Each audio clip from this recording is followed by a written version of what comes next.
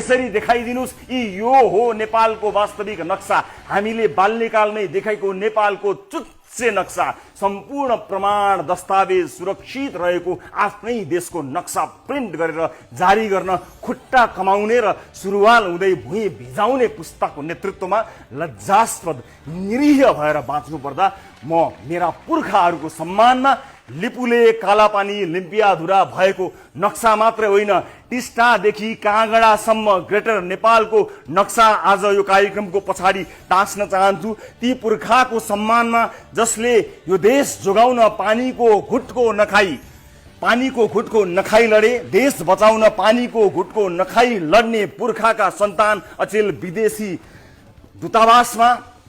जाँड खाएर लड्छन्। अनि कसरी बच्छ देशको स्वाधीनता, कसरी चुनिन्छ माटोको स्वाभिमान, कसरी जोगिन्छ पुर्खाले आर्जिएको साँझ सिमाना।